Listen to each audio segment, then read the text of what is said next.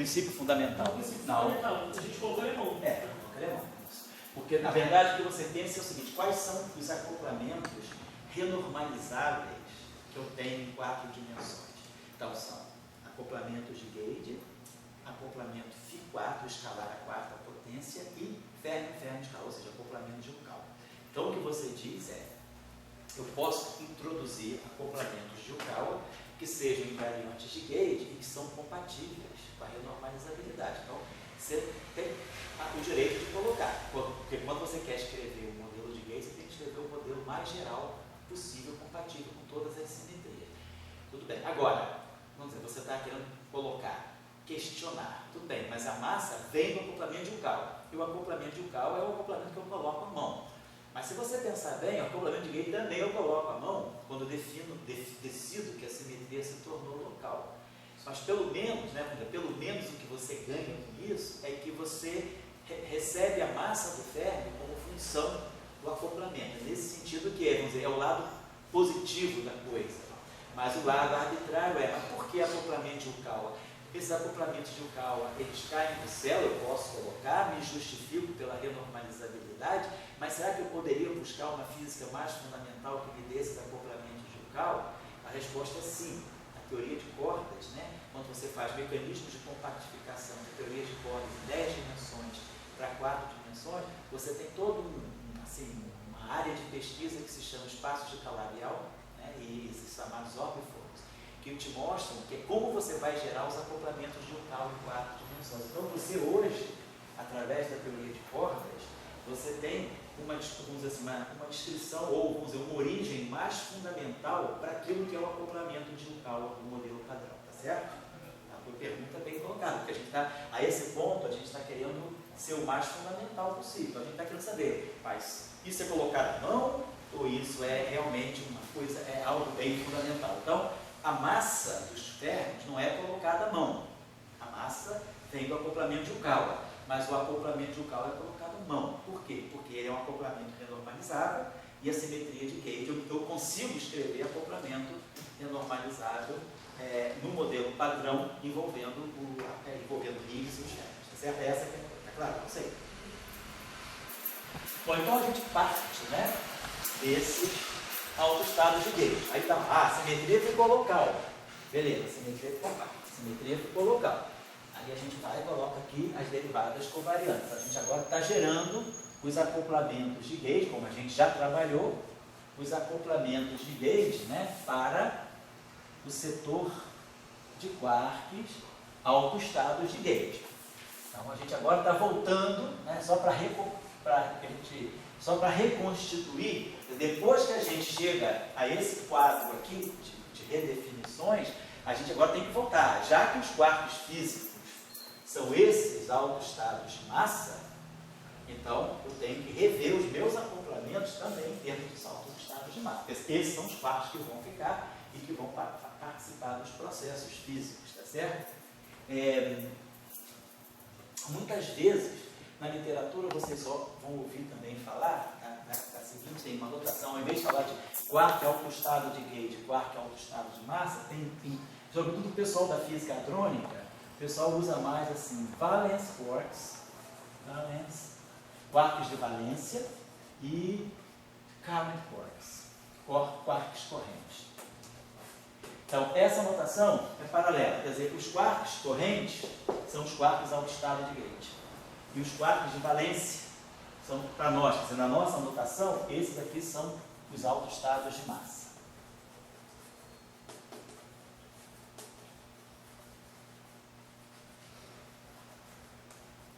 E esse aqui, os chamados current quarks, são os quarks autoestados de Gauge.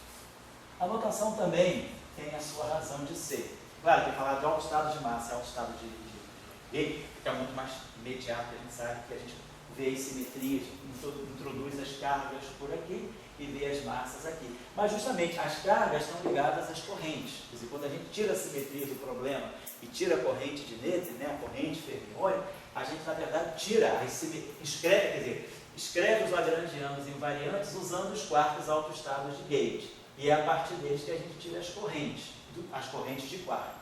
Então, geralmente a gente associa os autoestados de gauge aos chamados Scarlett quarks e os autoestados de massa aos chamados valence quarks, que são realmente os quarks que constituem os prótons, os nêutrons e os hadrons em geral. Claro, só para chamar a atenção, que até hoje em dia, na teoria eletrofrática, quem trabalha com modelo padrão e teoria eletrofrática, adota mais essa notação, autoestado de gauge e autoestado de massa.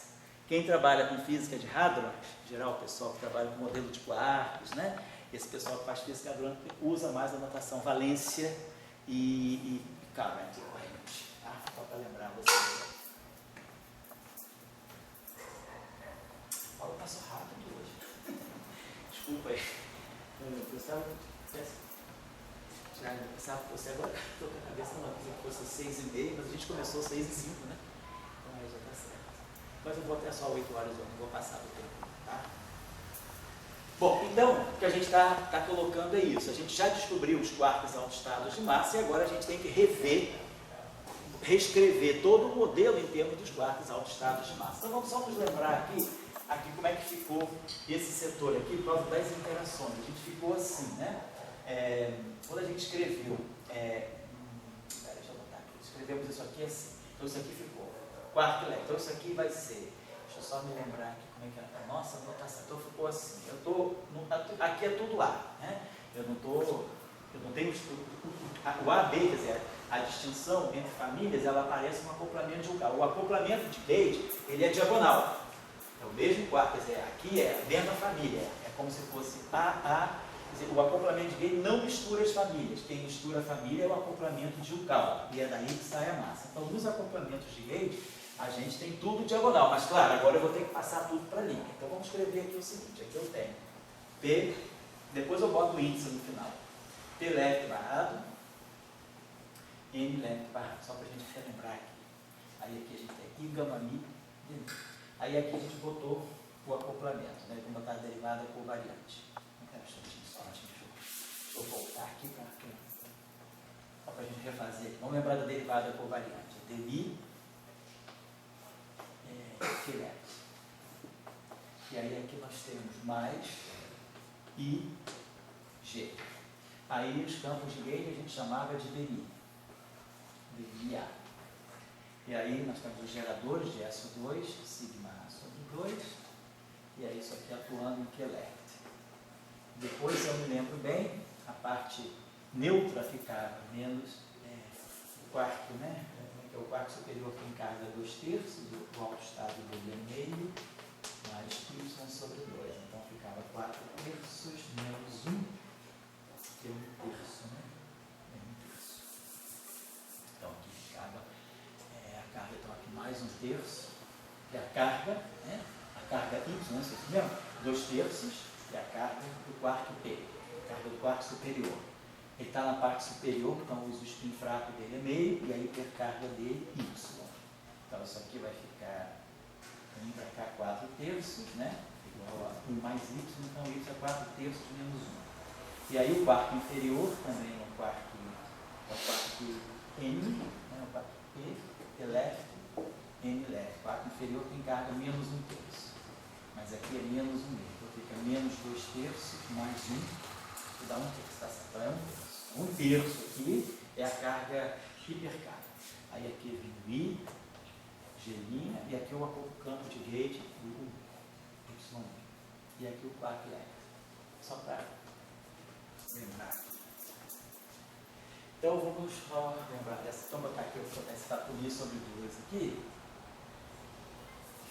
E aqui a gente lembra como é que a gente fez isso aqui. Isso aqui ficava aquela matrizinha. BM3 menos BM3, que ficava raiz de 2W, e aqui ficava raiz de 2W estar. Lembrando que esse aqui era o W+, e esse aqui era o W, só para a gente se lembrar. Então, esse só para botar aqui, isso aqui ficou o seguinte. dmi left mais I. Deixa eu botar aqui já separado, vou botar assim, dmi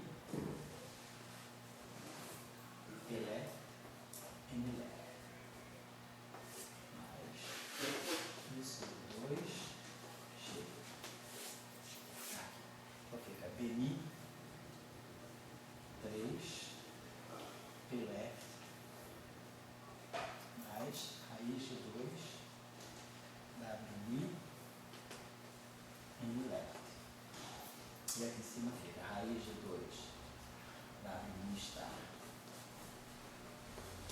Beleza? Menos BM3. N left, só para lembrar. E aqui mais 1/3.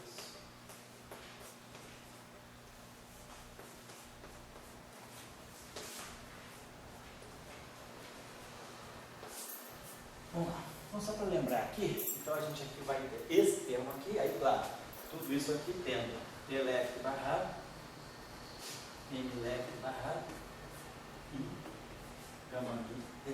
Então aqui a gente forma um termo cinético, que fica diagonal no P left, fica diagonal no P right. Então, claro, se eu faço a redefinição, left com left vai cancelar, é esse aqui, né?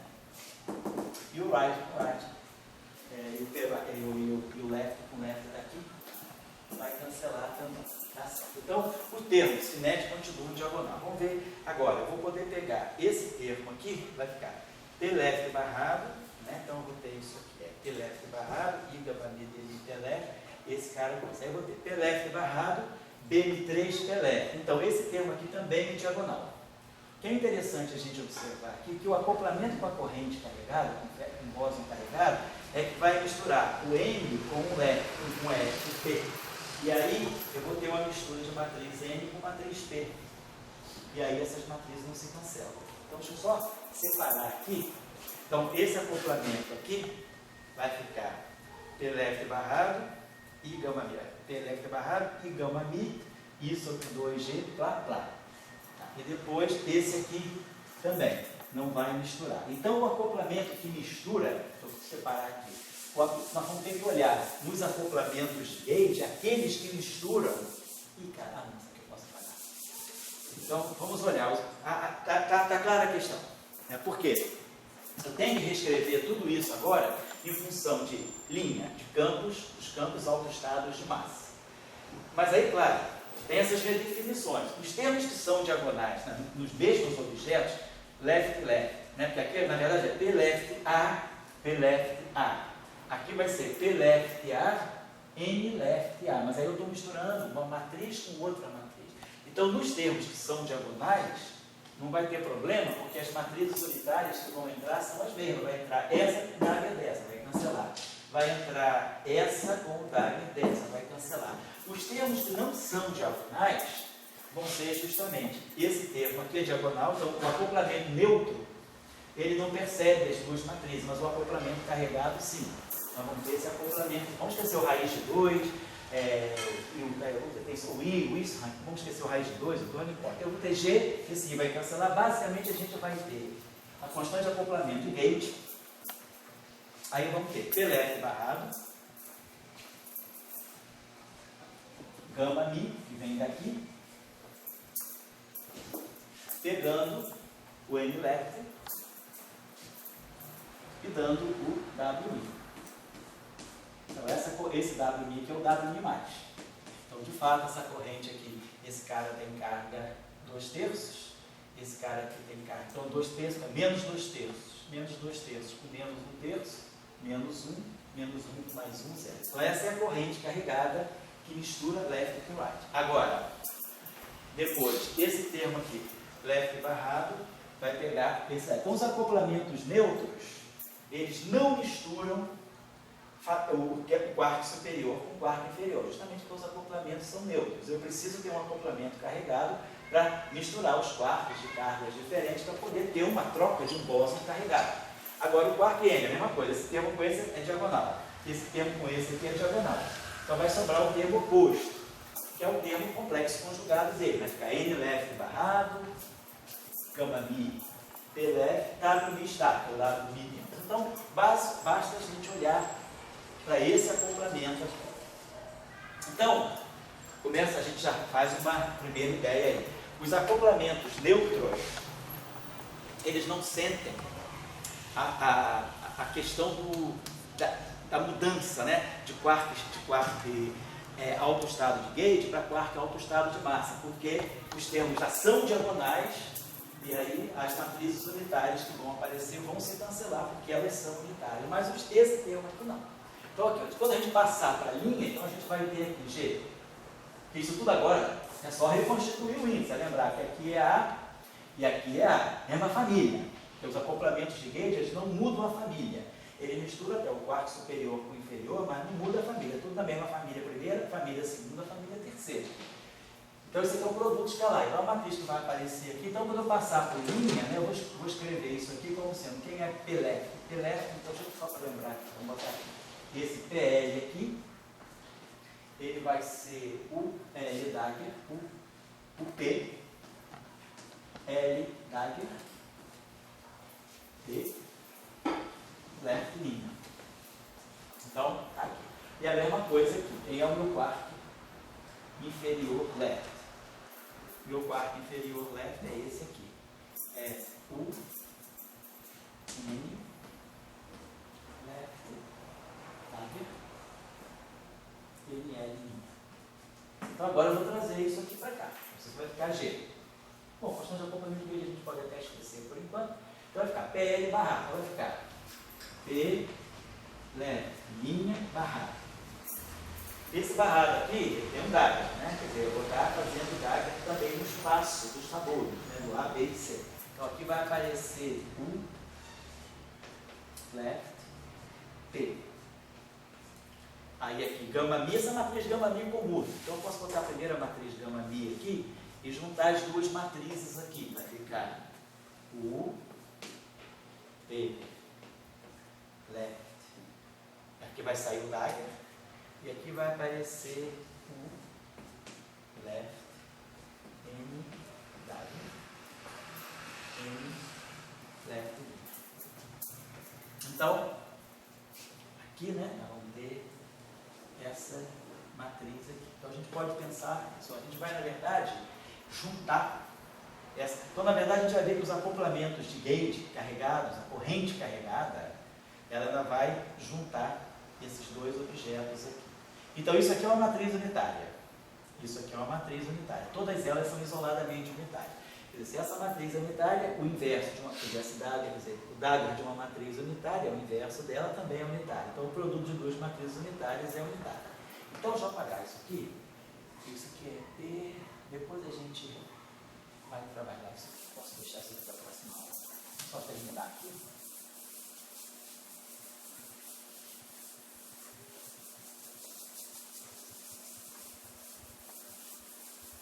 Então, o que está acontecendo com o acoplamento de gate? Né? Ele está dando para nós o seguinte: P, left, linha barrado, gama mi, vou botar aqui. Então está aparecendo essa, botar aqui bem destacadinha, essa matriz aqui, que é o P,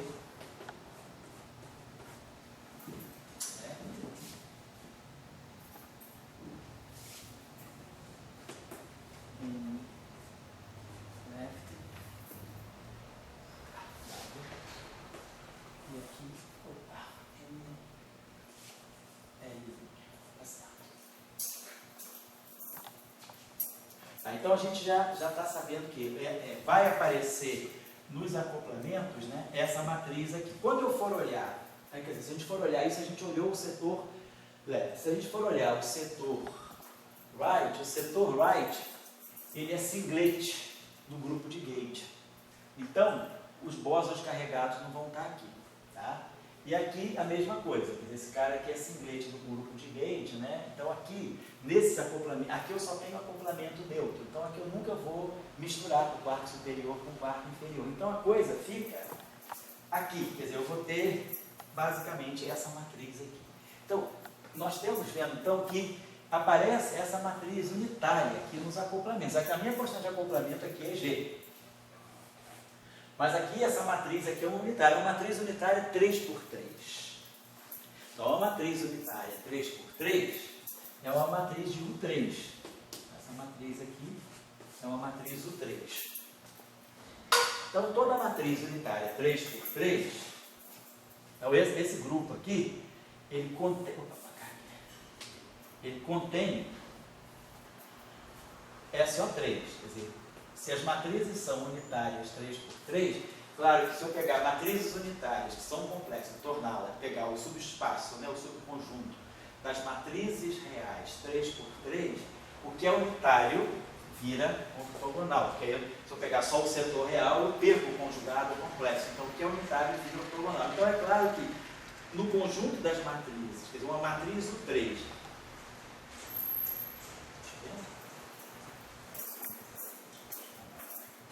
a matriz do 3, ela vai ter 3 ângulos de rotação entre os seus parâmetros. São 3 ângulos de Euler aqui. São os 3 parâmetros de SO3. Entre os parâmetros. Vou colocar assim.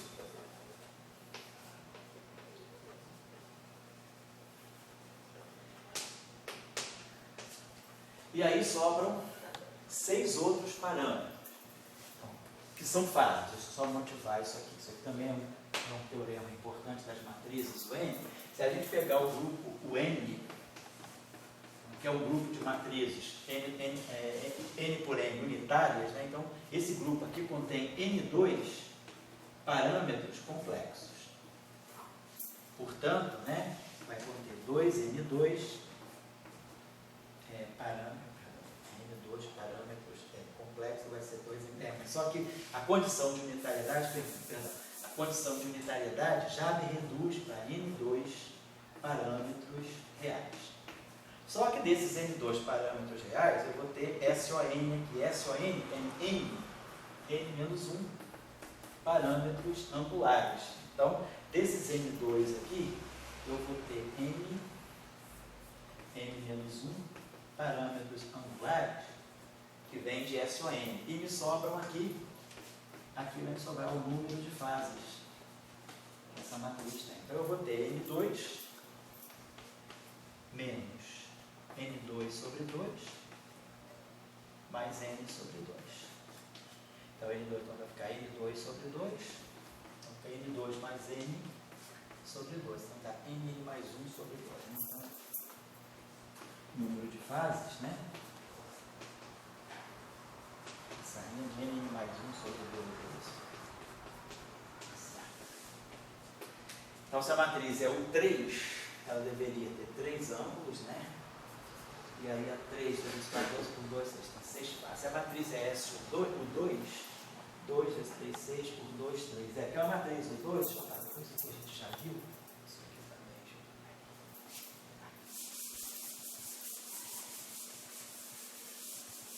ver. Uma matriz do 2, só para lembrar aqui, né? Uma matriz do 2, ela tem assim, quer dizer, uma matriz que tem assim, vamos dizer assim, A, B, C, D. Então ela é unitária. Então vamos pegar aqui o inverso dela.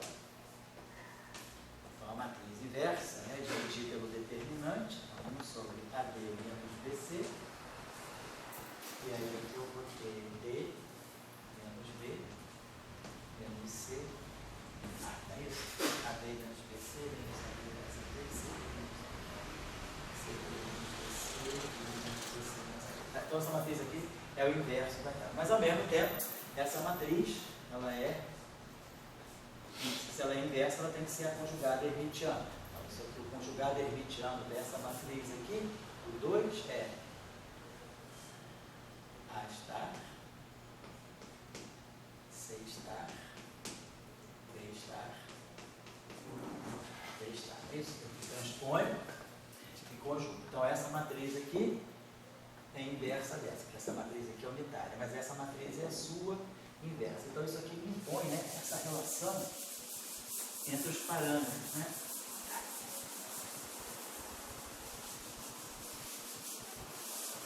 Então, a gente teria aqui, vamos fazer o seguinte, essa matriz é unitária. Se ela é unitária, né, vamos dizer, essa matriz U vezes o Dagger é igual a identidade.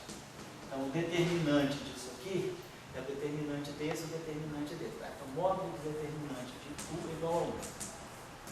Então, tá certo. O determinante tem que ser uma fase. Então, AD menos BC é uma fase. Certo? Então, vamos dizer que o determinante seja um E elevado a I. Então, a gente vai ter que a relação que a gente tem é o seguinte. D sobre isso aqui, que é D, E menos I θ, é igual a A estar. porque a inversa é o hermitiano conjugado. Menos B sobre o determinante é igual a C estar. Essa relação aqui deve ser a mesma coisa, né? B estar. Desculpa, menos C vezes E menos θ é igual a B estar. Então, essa relação aqui, se eu conjugar essa relação, vai ficar B estar E em θ igual a C. Aí eu passo esse aí menos θ para lá. Essa relação é redundante com essa. Não posso esquecer essa relação. E depois essa relação que me diz que A é A menos θ, que é essa aqui, é D estar. E também reproduz essa relação. Porque se eu tirar o conjugado complexo aqui, fica A estar E em θ igual a D. Aí eu passo esse E para cá, então essa relação aqui também é redundante com essa. Então eu posso esquecer essas duas relações. Então eu tenho... agora, eu sei também o seguinte, que então a gente já sabe que essa, quer dizer, que já usamos a condição de determinante C igual a 1, que é uma fase. Tá certo? Então, se eu calcular, a gente pode fazer o seguinte: quem é o determinante dessa matriz aqui? AD menos DC é o determinante. Isso aqui tem que ser igual a 1. Mas se eu multiplicar A por D, eu vou ter D, então eu vou botar o seguinte: D é A estar é A em θ. Vou colocar assim. D é A estar é A em θ. Então vai ficar módulo de A ao quadrado. Por que funciona? Oi? Por que funciona? Não, desculpa. Tem que ser o determinante. É a fase. Estou errado. Obrigado, tá, galera? É elevado a θ. Já viu? Determinante é uma fase. Eu botei aqui em cima, desculpa. Então tá. Então só retomando então. Então, meu D é A estar é em θ. Então, você vai ficar módulo de A ao quadrado é em θ. Depois, esse termo aqui vai ficar menos B, vai ficar menos B, mas C, posso também fazer isso aqui, posso botar aqui C, vou tirar aqui C, então botar aqui C, é B estar, é a menos, tá certo. Então, menos BC. Então vai ficar mais módulo de B ao quadrado é em θ. Igual a 1. Sim, meio com 1, né, cara? É em θ. Então tudo se cancela. Então módulo de A ao quadrado mais módulo de B ao quadrado tem que ser igual a 1. Então, se por acaso eu pegar A igual a cosseno de θ vezes E elevado a alfa e B igual a seno de θ elevado a beta, essa relação aqui é satisfeita. E aí eu posso escrever minha matriz unitária, né, 2 por 2, minha matriz U2, né, como sendo essa aqui, ó, cosseno de θ, é justamente cosseno de θ é alfa, depois aqui fica seno de θ e beta. Depois aqui fica C é B estar, né? C é menos B estar, é menos seno de θ, B estar é a menos beta vezes E em θ. Então é elevado a em θ menos beta. Você usa o θ 2 vezes. Aonde? Isso. Então peraí, eu coloquei errado. Vamos chamar esse ângulo aqui, perdão, obrigado. Agora que eu entendi o que eu fiz. Vamos chamar esse ângulo aqui de rotação de ângulo Qui. Obrigado. Errei aqui. Vou chamar esse ângulo de, então, fica cosseno ao quadrado mais seno ao quadrado igual a 82 vezes. Então, cosseno de Qui, seno de Qui. Aqui fica seno de Qui, e aí aqui ficou um θ menos beta. E depois, o D, ele é A estar, então aqui é cosseno de gama, de Qui, é a menos θ. E aí fica é a menos θ, né? Só isso, né? O D, só isso.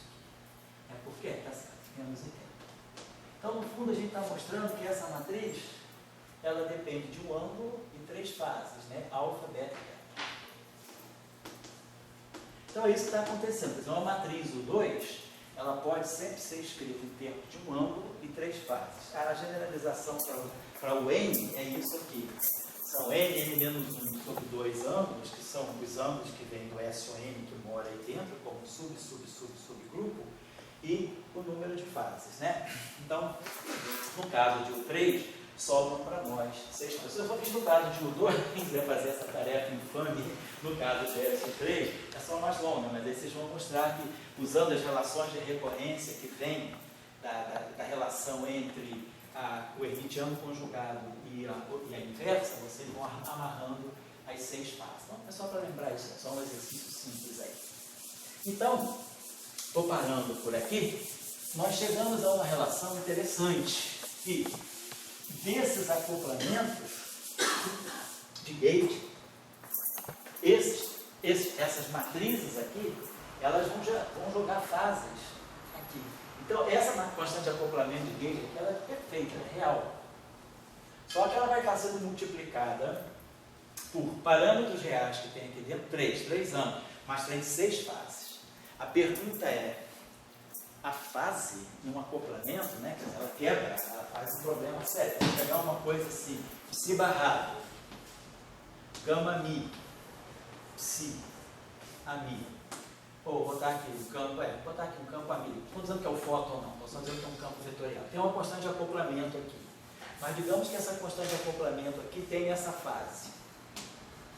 Eu tenho uma constante de acoplamento com uma fase.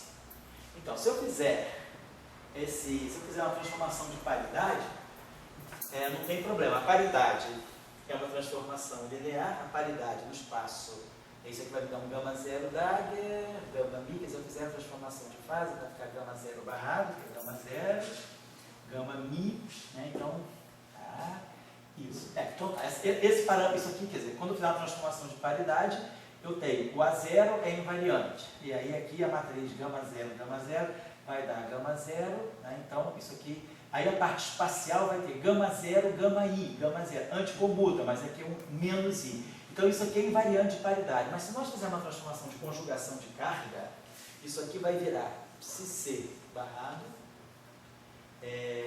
gama mi, vamos botar termos distintos. Vamos botar psi, né? Quer dizer, não necessariamente a maior. Vamos botar psi c barrado, gama mi, psi c. Ganha um sinal menos. E lembrar lá, a gente faz uma transformação de conjugação de carga na equação de Dirac. Esse termo aqui, depois, quer dizer, se eu fizer essa transformação psi, que vai em c, psi barrado, que é psi c, esse termo aqui, quando feita a transformação de conjugação de carga, ele vira esse. E o campo do fóton vira a mi c. A gente faz a conjugação de carga em todos os campos. Só que a conjugação de carga, ela é uma transformação antilinear. Ela tem um conjugado, ela tem um estar aí. Então essa constante de acoplamento aqui, essa fase mudaria. Agora, aqui vai para o AMC. Se esse acoplamento aqui for um acoplamento tipo eletromagnético, tipo de gauge, o conjugado de carga do fóton é menos AMC. Então, se eu tenho um acoplamento de gauge, esse aqui vai, campo vetorial de gauge vai, o conjugado de carga dele, quer dizer, o AMI, né, quer dizer, a transformação de conjugação de carga, ela leva AMI, um AMC, vou botar assim, né, que é menos AMI. A outra, vamos botar, ela vai em menos, perdão, ela vai aqui em menos AMC, o AMI vai em menos AMC. Então, esse acoplamento aqui, se essa constante de acoplamento aqui não tivesse essa fase, esse acoplamento seria real, seria invariante de gauge. Mas se eu tenho uma fase, eu conservo C, mas perco P. Então CP acaba sendo violada devido a uma fase presente no acoplamento de gauge. Isso não é natural, a gente em geral não tem fase. Na QED isso nem se sonha acontecer. Mas agora, nessa teoria eletrofraca, essa matriz aqui, ela trouxe para nós parâmetros de fase aqui. Esses parâmetros de fase, não é um, são 6. Pode fazer um belo estrago na violação da invariância de CP.